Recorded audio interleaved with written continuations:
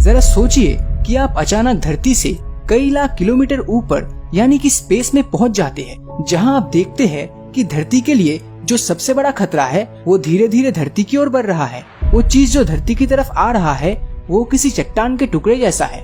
उस टुकड़े को थोड़ा और गौर से देखने पर आपको पता चलता है कि ये कुछ और नहीं बल्कि एक एस्ट्रॉयड है, जिसका खतरा हमेशा से धरती पर मंडराता रहा है। आने वाले समय में अगर कोई बहुत ही बड़े आकार का एस्ट्रॉयड धरती से टकराया तो वो धरती का 1/4 हिस्सा खत्म कर सकता है। एस्ट्रॉयड हमेशा से ही धरती के लिए एक बहुत ही बड़ा खतरा रहा है। एस्ट्रॉयड स्पेस में घूमता एक चट्टान के टुकड़े की तरह होता है, जिसका डायमीटर करीब 10 मीटर से लेकर 1000 किलोमीटर तक होता है।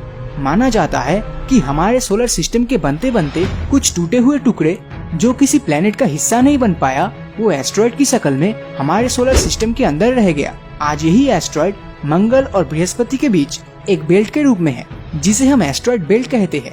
एक एस्ट्रॉयड को किसी बड़े ऑब्जेक्ट जैसे कि किसी प्लेनेट के ग्रेविटेशनल फोर्स की मदद से उसके ऑर्बिट से बाहर निकाला जा सकता है। अगर किसी प्लेनेट का ग्रेविटेशनल फोर्स किसी एस्ट्रॉयड को पकड़कर अपनी ओर खींच लेता है तो ये एस्ट्रॉयड उस प्लेनेट के सैटेलाइट की तरह उसके चक्कर लगाने लगता है।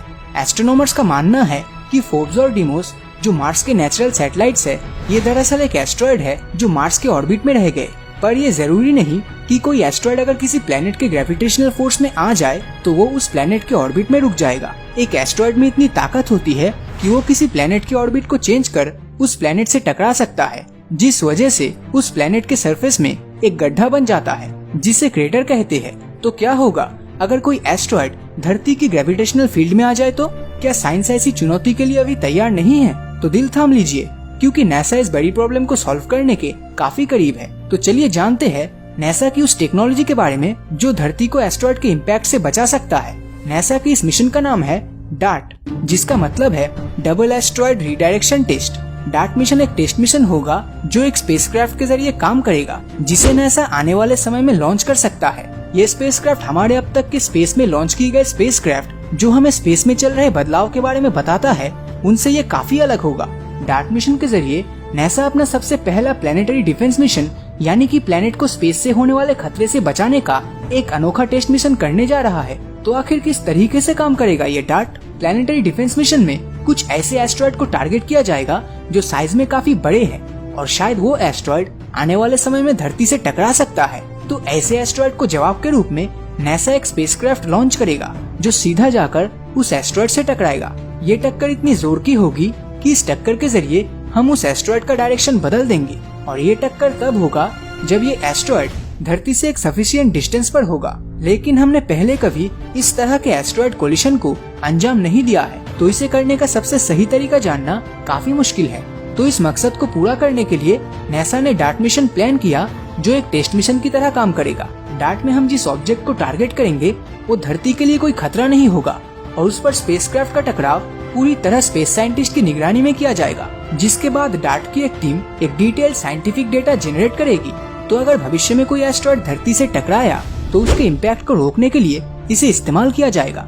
ऐसी टेक्निक जो स्पेस में जाकर किसी एस्ट्रॉयड के डायरेक्शन को बदल दे, इसे नासा की भाषा में काइनेटिक इम्पैक्टर टेक्निक कहा जाता है। फिलहाल डार्ट मिशन अपने फेज सी में है, तो डार्ट सबसे पहले किस एस्ट्रॉयड पर हमला करेगा? डार्ट मिशन के जरिए हम बाइनरी एस्ट्रॉयड डिडमोस, जो धरती का सबसे करीबी एस्ट्रॉयड है, उसे टारगेट करेंगे। डिडमोस को बाइनरी कहा जाता है, जिसका मतलब है 2 हिस्से वाला, क्योंकि डिडमोस के अलावा एक ऑब्जेक्ट और है जो एक नेचुरल सैटेलाइट की तरह उसका चक्कर लगा रहा है, जिसे नासा ने मूनलेट नाम दिया है। हम हमारे पावरफुल टेलीस्कोप के जरिए डिडमोस पर काफी बारीकी से नजर रखे हुए हैं और साथ ही साथ उसे अच्छी तरह से समझने की कोशिश कर रहे हैं ताकि हम डार्ट मिशन को सक्सेसफुली अंजाम दे सके।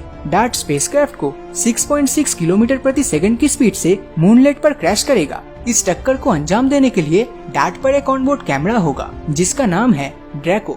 इस टक्कर की वजह से मूनलेट की ऑर्बिटल स्पीड फ्रैक्शन ऑफ 1% से बदल जाएगा, लेकिन इससे मूनलेट का ऑर्बिटल पीरियड कई मिनटों में बदल जाएगा, जिस वजह से हम धरती पे रहकर टेलीस्कोप के जरिए उसके ऑर्बिटल पीरियड को बड़ी आसानी से ऑब्जर्व और मेजर कर सकते हैं। डार्ट लॉन्च होने के बाद जरूरी एनर्जी प्राप्त करने के लिए अपने सोलर पैनल्स को तैनात करेगा। डार्ट स्पेसक्राफ्ट को लॉन्च करने की प्रोसेस 2021 जुलाई के एंड में शुरू होगी। इसे लॉन्च करने के लिए SpaceX Falcon 9 रॉकेट का इस्तेमाल किया जाएगा।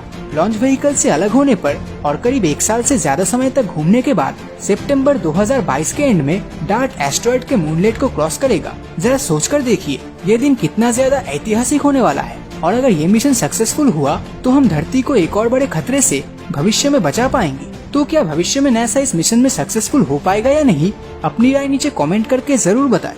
तो अगर ये वीडियो आपको अच्छा लगा हो तो इस वीडियो को लाइक और अपने दोस्तों के साथ शेयर करना मत भूलना।